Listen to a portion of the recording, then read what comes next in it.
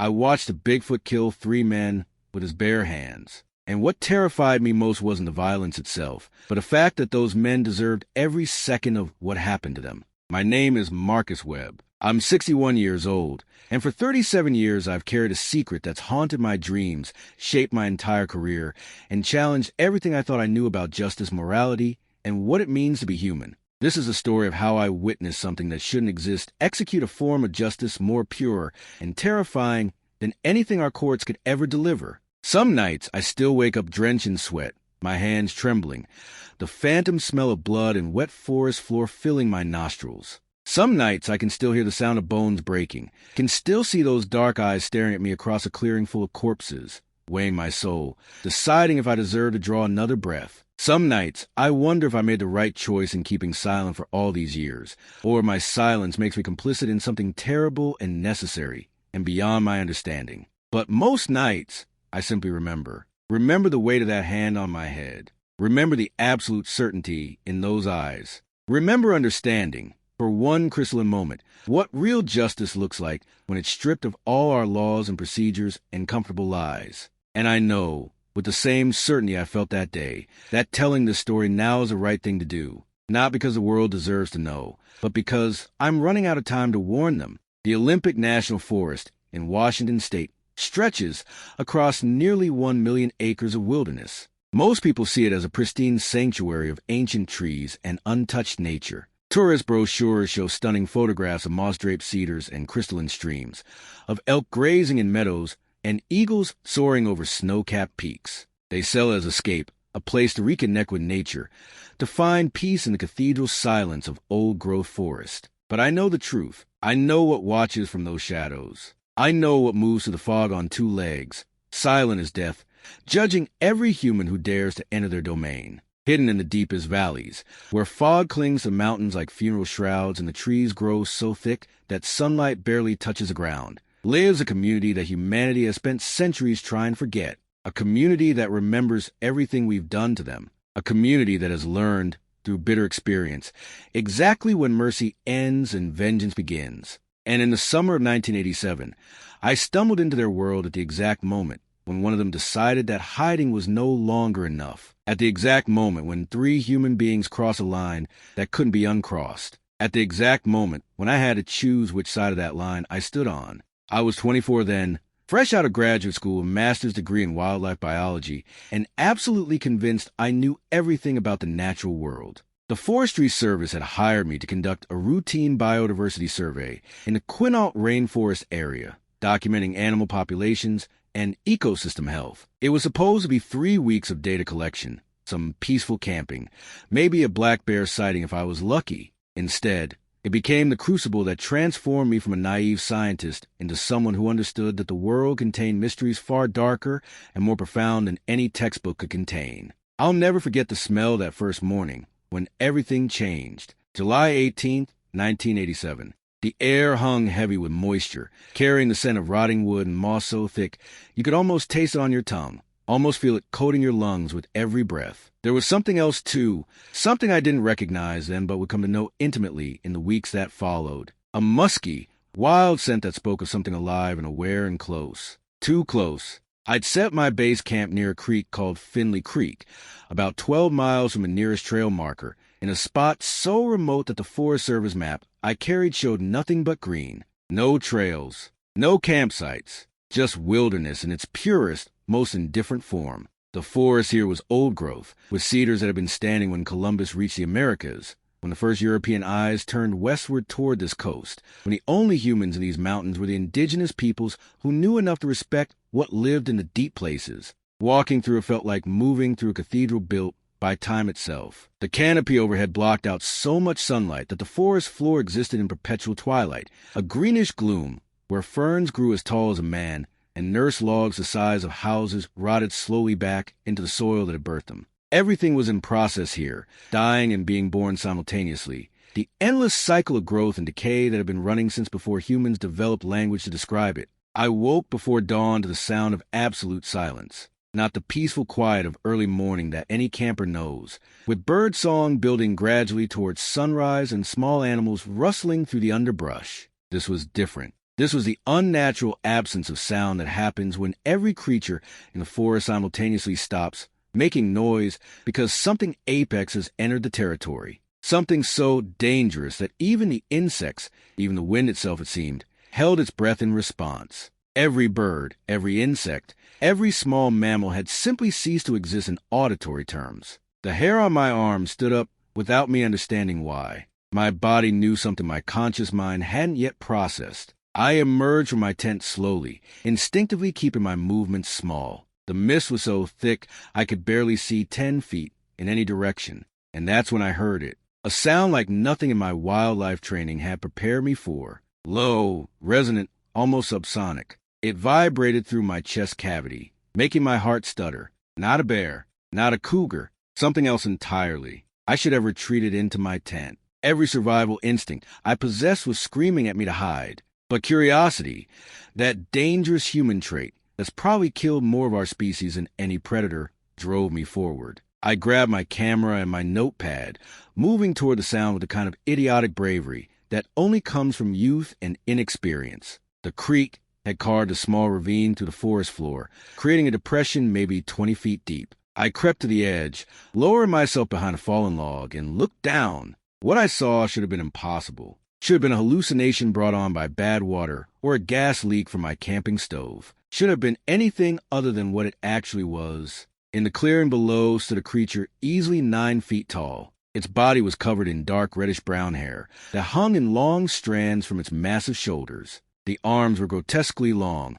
reaching nearly to its knees, ending in hands the size of dinner plates. But it was a face that paralyzed me, almost human. Heavy brow ridge casting shadows over eyes that reflected the dim morning light with an intelligence that made my stomach drop. A broad, flat nose, lips that seemed capable of expression. This wasn't just an undiscovered primate. This was something that sat somewhere between human and animal, something that challenged every category we created to make sense of the world. It was crouched beside the creek, and as I watched in my camera's viewfinder, my hand shaking so badly the image kept blurring, it reached into the water with movements of shocking delicacy and pulled out a salmon. A big Chinook, maybe 20 pounds, its silver scales flashing in the weak morning light filtering through the mist. Any bear would have simply bitten into it, tore it apart with teeth and claws, consumed it in a frenzy of instinct and hunger. But this creature didn't do that. Instead, it did something that made my hands shake so badly I nearly dropped my camera,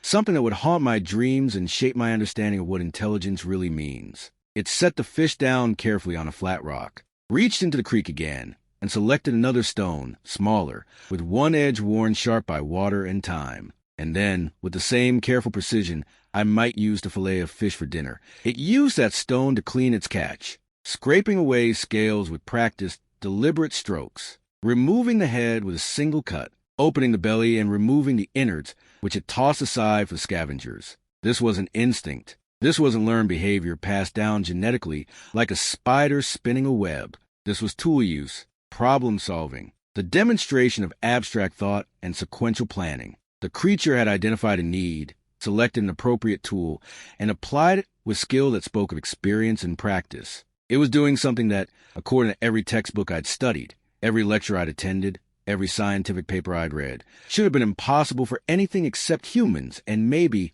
on a very basic level, certain great apes. My scientific training was screaming at me that I was misinterpreting what I saw, that this had to be some elaborate hoax, some person in a suit. But my eyes, my senses, every instinct I possessed was telling me a different truth. This was real. This creature was real. And it was intelligent in ways that made every assumption I'd held about human uniqueness suddenly, terrifyingly questionable. I took 7 photographs before my shaking hands made the camera click too loudly. The creature's head snapped up, those dark eyes finding me instantly despite my concealment. We stared at each other across that ravine for what felt like an hour, but was probably only 30 seconds. I saw recognition in those eyes, not just awareness, but judgment. It was evaluating me, deciding if I was a threat, and in that moment, I understood with crystalline clarity that I was being permitted to live. This creature could have closed the distance between us in seconds, could have torn me apart without effort.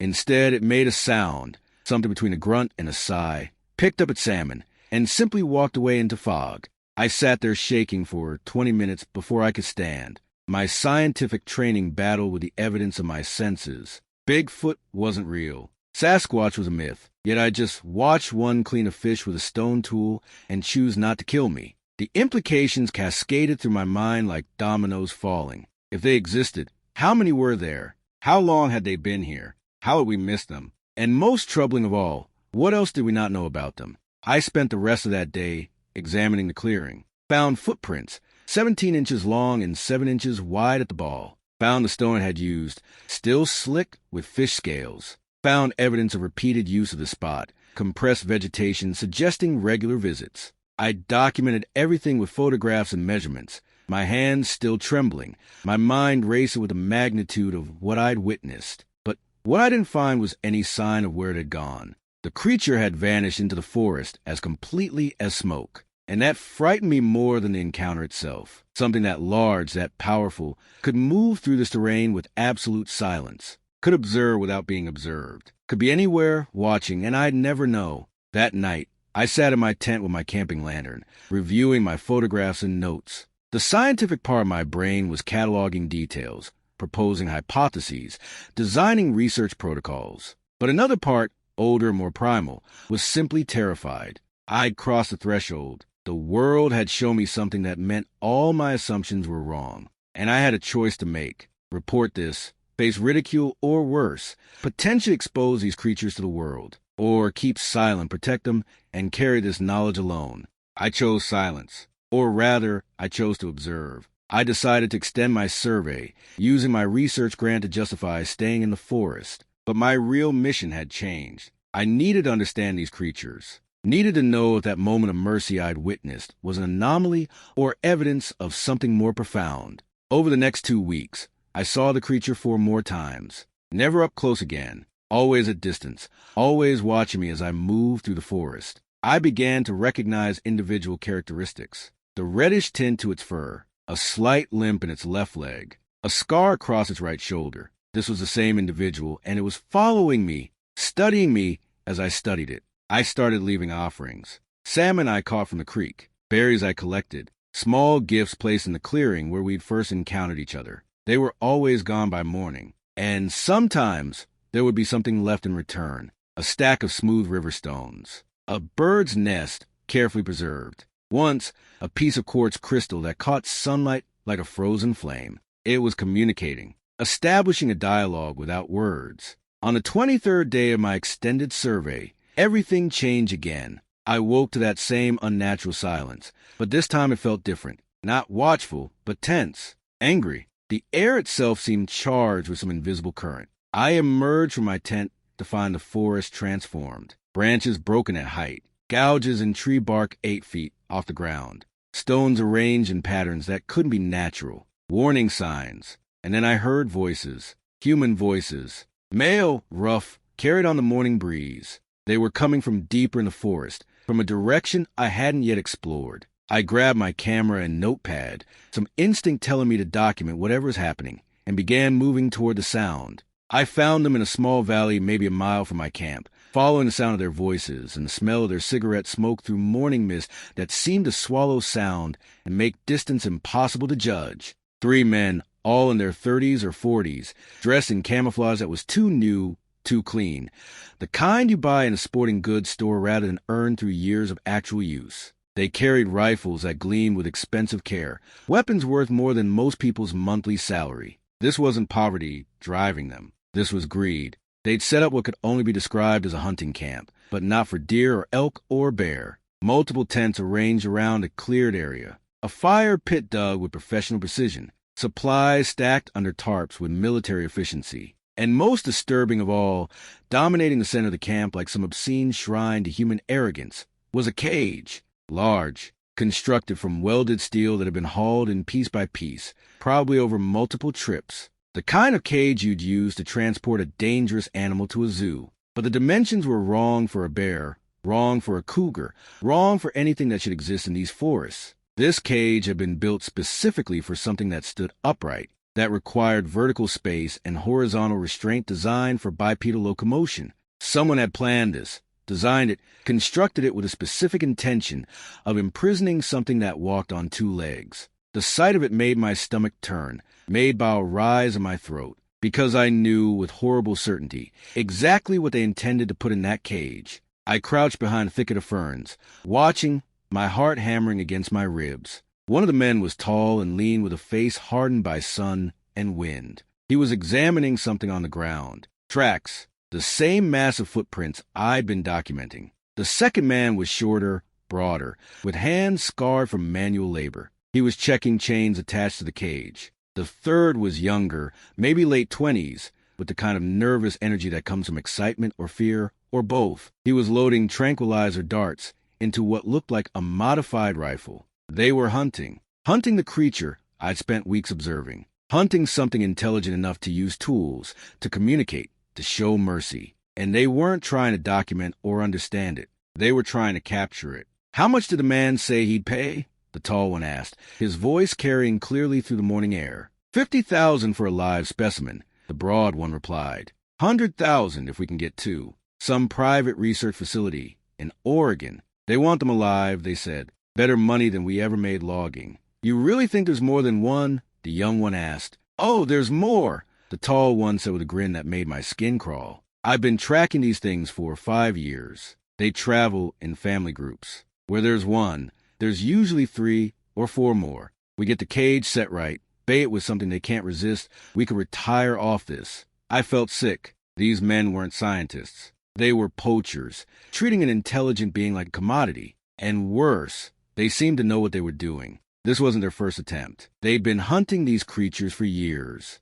I should have left then. Should have hiked back to my camp, packed my gear, and reported them to the Forest Service. But I didn't, because as I watched them work, I heard it. That same low, resonant vocalization I'd first heard weeks ago. But this time it wasn't alone. It was answered by 2 other voices, higher pitched, smaller. The creature I'd been observing wasn't solitary. It had a family. The 3 men heard it too. They grabbed their rifles and tranquilizer gun, moving with practiced coordination toward the sound. I followed at a distance, every fiber of my being screaming that I was making a terrible mistake. We emerged into a larger clearing, a natural amphitheater formed by ancient trees. And there they were, 3 of them. The creature I'd been observing, the one with the reddish fur and the scarred shoulder. A larger one beside it, maybe 9.5 feet tall, with darker fur and a barrel chest that spoke of immense strength. And between them, a smaller one, perhaps 6 feet tall, with lighter brown fur and movements that still carried the awkwardness of youth. A family, father, mother, and adolescent child. They'd been foraging, collecting berries from bushes that grew in the sunlit center of the clearing. The younger one was the first to sense danger, its head snapping up, nostrils flaring. It made a sharp barking sound, and immediately the 2 larger ones moved to flank it protective, defensive. The tall hunter raised his tranquilizer rifle. "I can get the young one from here," he whispered to his companions. "Wait," the broad one said. "Let me get in position. We take down the adults first. Can't risk them going berserk if we hit the kid." They spread out, moving with the coordination of men who'd hunted together before. The creatures in the clearing knew something was wrong, but couldn't see the hidden threat. The father, my creature, the one who'd show me mercy, was turning slowly, scanning the tree line, trying to locate the source of danger. I made a decision that probably saved my life. I stepped out from my hiding place, deliberately snapping a branch. The 3 hunters turned toward me in shock. But more importantly,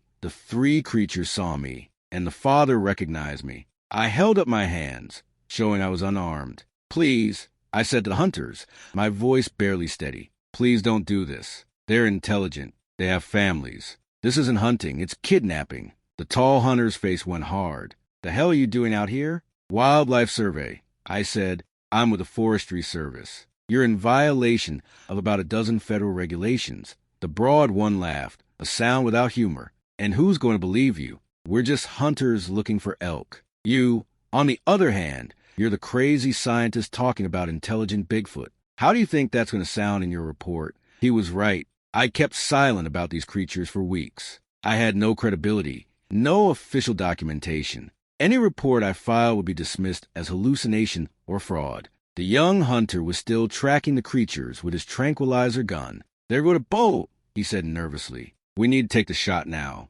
"Wait," I said desperately. "There's a research facility, a proper one, University of Washington. We can study them properly, ethically. I can make the contacts. There's a right way to do this. The right way doesn't pay $50,000, the tall hunter said flatly. He nodded to the young one. Take the shot. Go for the male. Biggest target. Everything happened in the space of a heartbeat. The tranquilizer gun fired with a soft pneumatic thump. The dart flew across the clearing, a spinning projectile carrying enough sedative to drop a grizzly bear. It hit the father square in the chest. I saw his hand reach up to touch it, saw confusion cross that almost human face. And then I saw something that will haunt me until the day I die. The mother let out a sound, a scream that was equal parts rage and grief and terror. The young one tried to run, and the father, my creature, the one who'd show me mercy and shared fish and left me crystal gifts, looked directly at me with eyes full of betrayal. They tried to run. The mother grabbed the young one,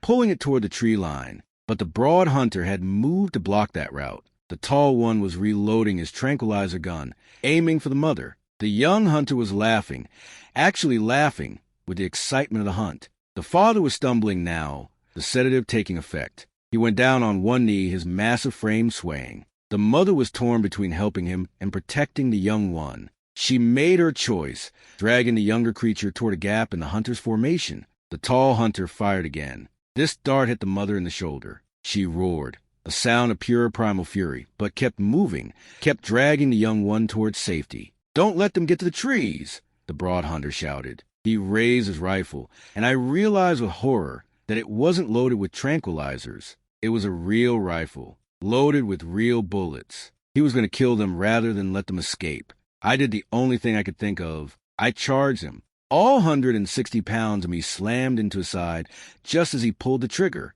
The shot went wide, the bullet tearing bark from a tree 10 feet from where the mother and young one were running. The broad hunter turned on me with a snarl, and I saw a real murder in his eyes. He swung the rifle like a club, and I barely got my arms up in time. The stock caught me across the forearms, and I heard something crack. Pain exploded through my wrists, white-hot and nauseating. "You stupid son of a bitch," he growled, advancing on me. "You just cost us $100,000. I scrambled backward, my broken arms useless, watching him raise a rifle for another swing. This one would catch me in the head. I could see it in his posture, in the cold calculation of his movements. He was going to kill me and claim it was an accident, a young scientist who'd gotten in the way during a legitimate hunt. And then everything changed again. The father, the creature I'd watched use a stone tool to clean fish, the one who'd left me gifts and shown me mercy, surged to his feet. The tranquilizer that should have rendered him unconscious for hours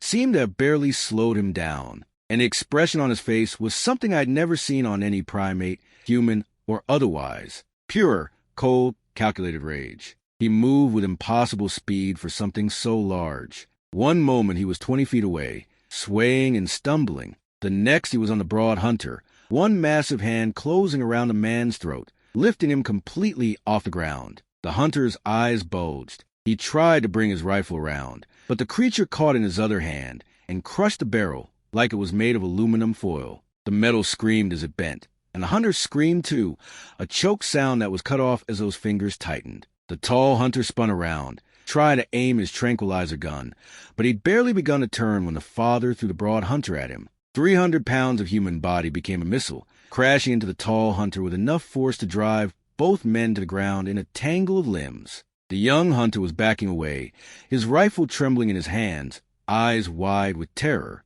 "Jesus Christ," he was whispering. "Jesus Christ, Jesus Christ." The father turned toward him, and I saw something in his eyes that transcended species. I saw judgment. I saw a father protecting his family. And I saw justice, raw and terrible and pure. The young hunter fired. The bullet caught the creature in the shoulder, the same scarred shoulder I photographed weeks ago. Blood, red and human-looking, sprayed from the wound, but the creature barely flinched. He took one step toward the hunter, then another, each footfall shaking the ground. The hunter fired again, and again.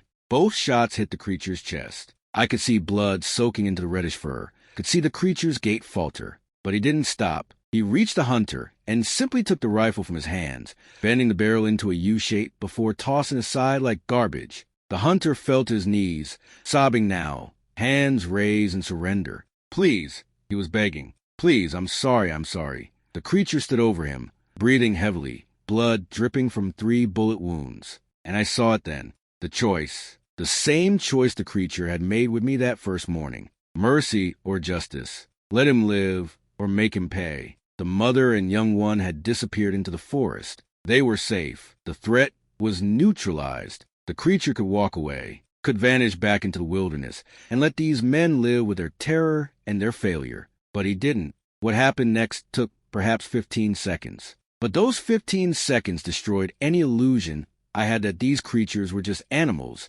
just another species of primate we'd somehow overlooked. What I witnessed was execution. Deliberate, calculated, and terrifying in its precision. Not murder in the heat of passion. Not killing driven by instinct or fear. This was judgment rendered and sentence carried out by something that understood exactly what it was doing and why. The creature reached down and placed one massive hand on either side of the young hunter's head. The man was still sobbing, still begging, words tumbling out in a stream of incoherent promises and pleas. He'd do anything, he said. He'd never come back, he swore. He had a family, he claimed. All the desperate things humans say when death looks them in the eye and they realize that bargaining time is over. And then, with a single twist, the kind of motion you might use to open a jar lid, or just a tight bolt, the creature broke his neck. The sound was like a green branch snapping under too much weight. Sharp, final, absolute. The man's body went instantly limp,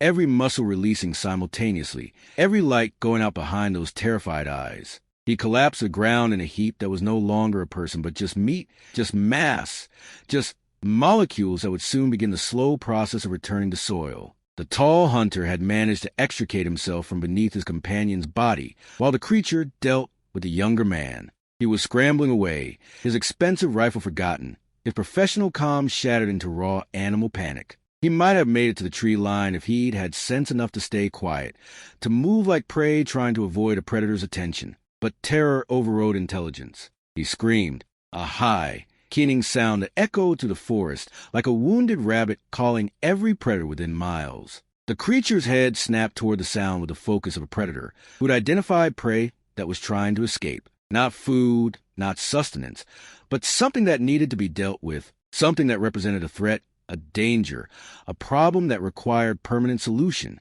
He covered the distance between himself and the fleeing hunter in 4 massive strides, each footfall shaking the ground, each movement fluid and purposeful and inevitable as a landslide. The tall hunter tried to dodge at the last second, tried to throw himself sideways behind a tree. But it was like watching a rabbit try to escape a wolf, like watching physics unfold according to equations that had already been solved. The creature caught him by the ankle mid-dodge, and even from 20 feet away I heard the bones snap. Tibia, fibula, maybe the ankle bones too. The hunter went down screaming, his voice rising to frequencies that shouldn't have been possible for a human throat to produce. The creature didn't make it quick, didn't grant the mercy of a broken neck or a crushed skull. He lifted the hunter up with one hand, holding him at arm's length like a child might hold a broken toy, and I saw in those dark eyes something I'd never expected to see, something that made this execution more terrible than simple killing. Recognition, memory, understanding. This creature knew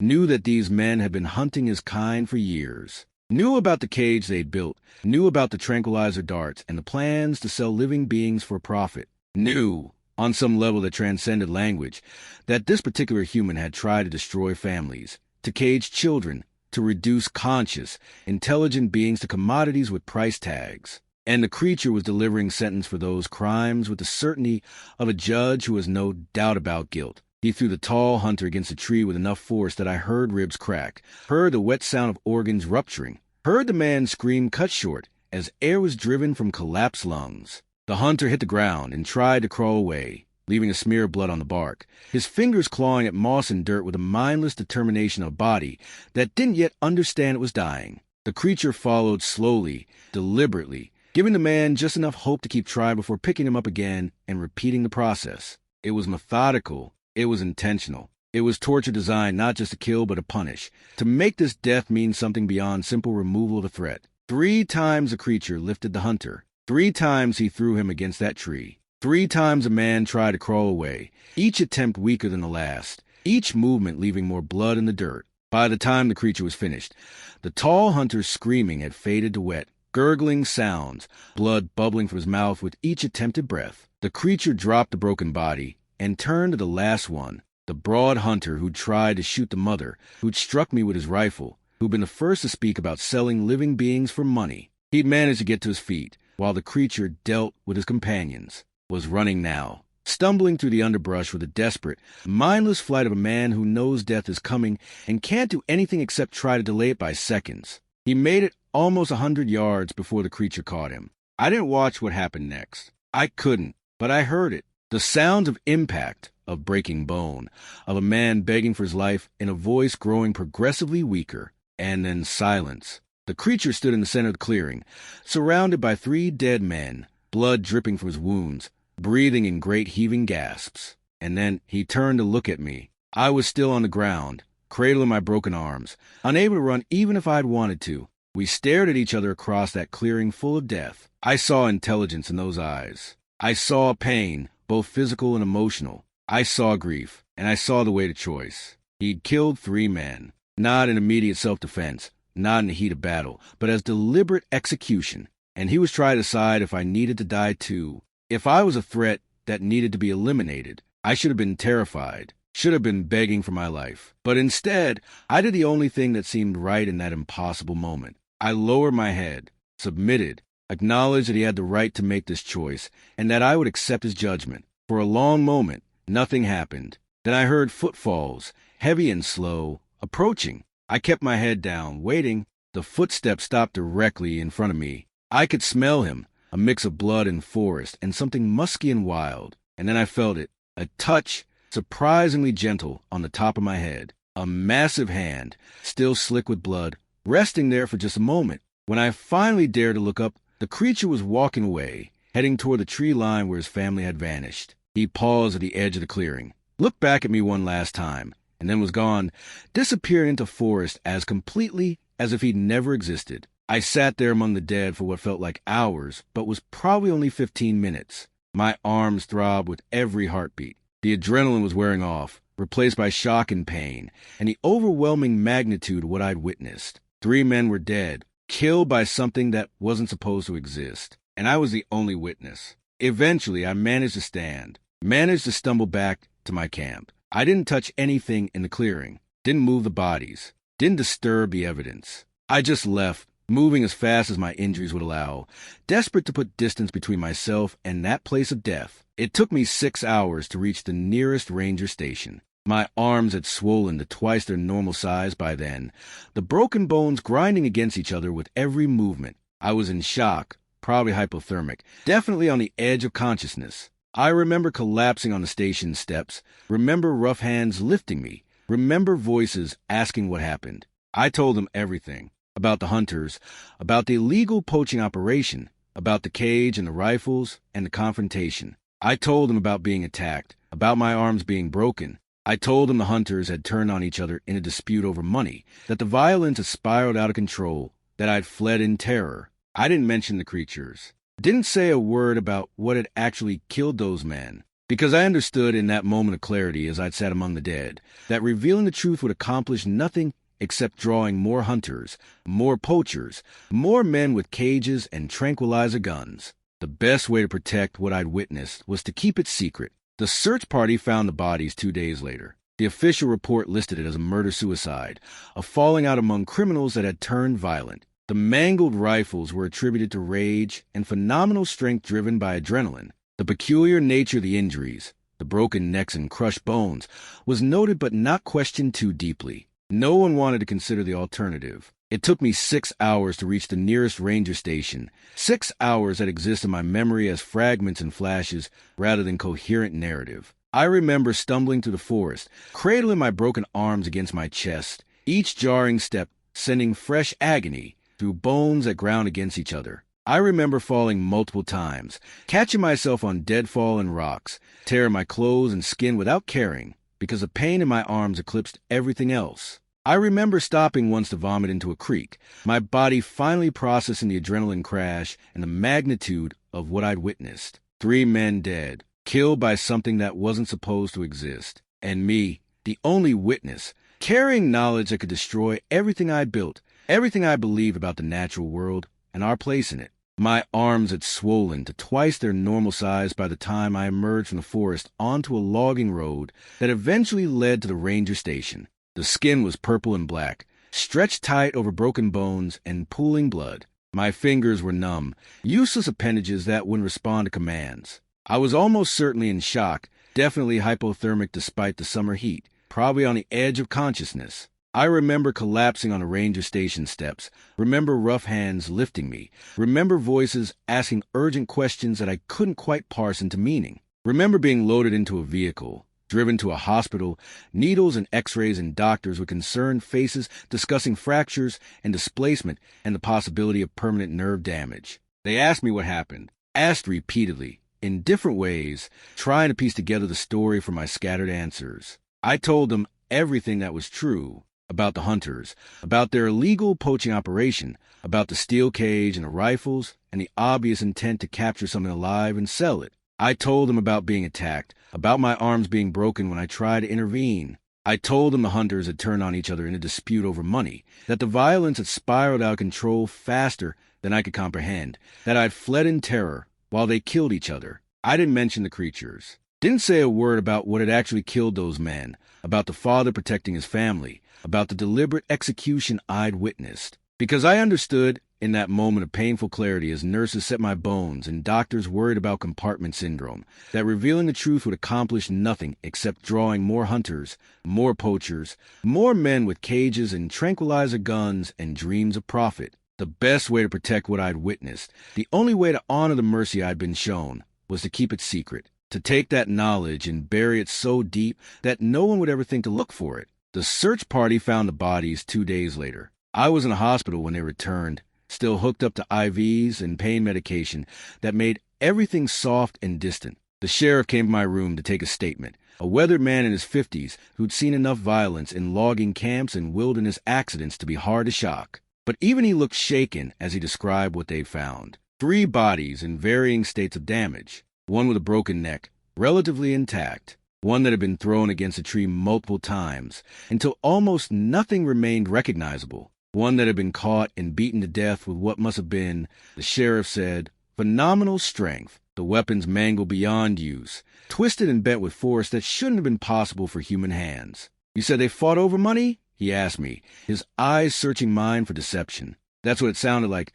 I lied, meeting his gaze steadily despite the morphine haze. I was trying to stop them. That's when I got hurt. After that, I just ran. Didn't look back. Didn't stop until I reached your station. He studied me for a long moment, clearly skeptical but unable to articulate what didn't add up. Young man, he said finally, you're lucky to be alive. Whatever happened out there, whatever really happened, you survived it. Most people wouldn't have. I nodded, saying nothing, letting him interpret my silence however he needed to. The official report, when it was finally filed weeks later, listed it as a murder-suicide situation. Criminal associates engaged in illegal poaching activities had suffered a falling out that turned violent. The peculiar nature of the injuries was noted but attributed to rage and adrenaline-fueled strength. The mangled rifles were described as evidence of extreme violence. Nothing more. No one wanted to dig deeper, to ask questions that might not have comfortable answers. No one mentioned the massive footprints that the search party must have seen around that clearing. No one questioned why 3 experienced hunters would have been carrying tranquilizer equipment inappropriate for any known game animal. No one asked about the steel cage designed for something that walked upright. Those details were quietly omitted from the official record, filed away in the category of things we collectively agreed not to examine too closely. I spent 6 weeks recovering from 2 broken ulnas, a fractured radius, severe tissue damage, and what my doctors call significant psychological trauma. During that time, lying in my hospital bed and later in my apartment, I had plenty of opportunity to think about what I'd witnessed, about the nature of justice and morality, and what separated humans from animals, or whether that separation existed at all. Those men had been hunting intelligent beings for sport and profit, not bears or elk or any creature that existed in pure instinct. They'd been planning to cage something that used tools, that had families, that could choose between mercy and vengeance based on judgment of character. Something that, in every meaningful way except appearance, was a person. And when confronted with the consequences of their actions, they'd gotten exactly what they deserved. Not from a judge sitting in a courtroom far removed from the crime. not from a jury of their peers deliberating over evidence and testimony, not from a system designed to be fair and impartial and protective of the accused, but from the very beings they tried to exploit, from a father protecting his family with the same fierce determination any human parent might feel, with the added dimension of intelligence and choice that made the violence not just offensive but judicial. Was it murder? Legally, yes. Morally? I genuinely don't know. What I do know is that I watched the father protect his family with a ferocity and determination that transcended species. I watched him make the calculated choice that these particular humans were too dangerous to leave alive. And I watched him show me mercy for the second time, acknowledging that I was different, that I tried to help. I never went back to that forest. Never tried to find the creatures again.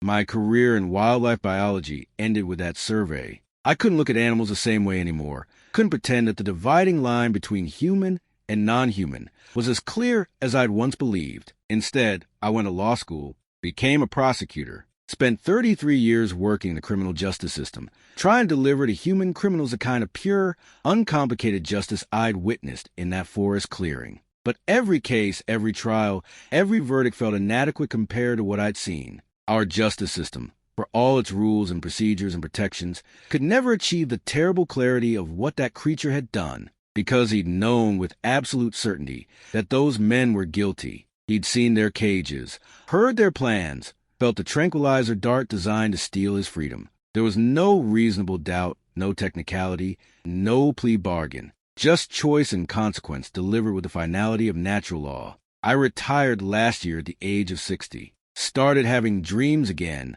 for the first time in decades. Dreams of fog-shrouded forests and massive shapes moving through the trees. Dreams of dark eyes judging me, weighing my worth, deciding whether I deserve to live. Sometimes I wake up with the phantom feeling of that bloody hand resting gently on my head, a benediction from something that had every reason to kill me and chose mercy instead. 3 months ago, I made a decision. I drove back to Washington, to the Olympic National Forest, hiked in as far as my 61-year-old body could manage, which admittedly wasn't very far. I found a clearing near Finley Creek, not the same one but similar enough, and I left an offering. Smoked salmon from a market in Seattle, a collection of smooth river stones, a piece of quartz crystal that caught the light. They were gone the next morning. And in their place was something that made my hands shake just like they had 37 years ago. 3 stones stacked in a deliberate cairn. A simple message. I remember. I'm still here. Thank you for keeping the secret. I'm telling this story now because I'm dying. Pancreatic cancer, stage 4.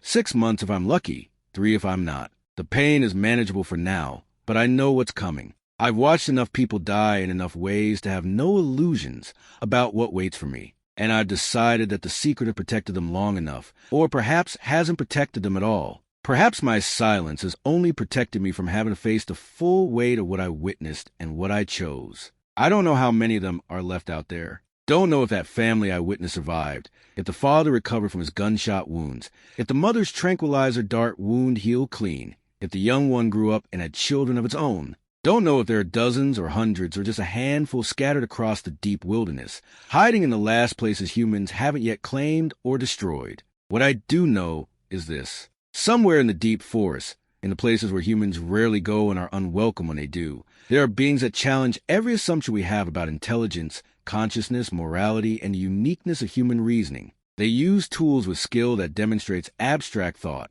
They have families and mourn their dead and protect their young. They can choose between mercy and vengeance based on judgment of character and action. They can execute justice with a purity and certainty that our entire legal system can only aspire to. And they are watching us. Every hiker, every hunter, every logger and scientist and tourist who wanders into their territory. Watching, judging, deciding, individual by individual, encounter by encounter, whether we deserve to share this world with them or whether we're just another threat to be eliminated when the time comes and circumstances require it. I saw 3 men die for their crimes against an innocent family. Die without trial, without appeal, without lawyers or judges or any of the procedural safeguards we built to protect the guilty and the innocent alike. They died without mercy, without compassion, without any of the things we tell ourselves make us civilized. And the terrible truth I've carried for 37 years, the truth that kept me awake through 1,000 nights and shaped my entire career in the criminal justice system,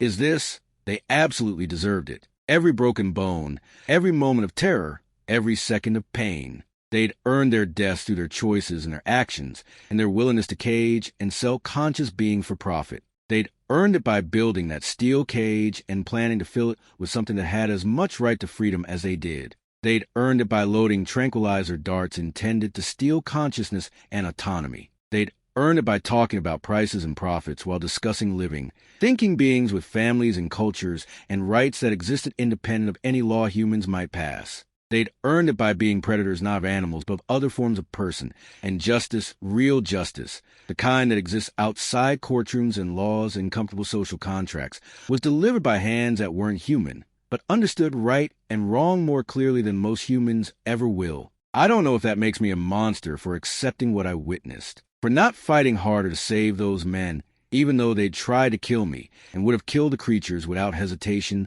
or regret, for not reporting what actually killed them, what actually dispensed justice in that clearing, for keeping this secret for nearly 4 decades while I built a career in the very justice system that would have been powerless to deliver appropriate consequences for what those men had been planning. Maybe it does make me a monster. Maybe I'm as guilty as they were, complicit in murder by my silence, by my choice to accept that some forms of justice exist beyond law and procedure. Maybe I should have tried to capture the creature, to bring it to trial, to subject it to our human legal system that can't even consistently deliver justice when the perpetrators are human. Or maybe I'm the only one who truly understood what I saw that day. Not a monster killing humans out of rage or instinct or mindless violence, but a person, a conscious being with moral agency and capacity for judgment, protecting his family from monsters who happen to look human, from creatures who wore human skin, but had lost whatever spark makes us worthy of that designation. The line between human and animal,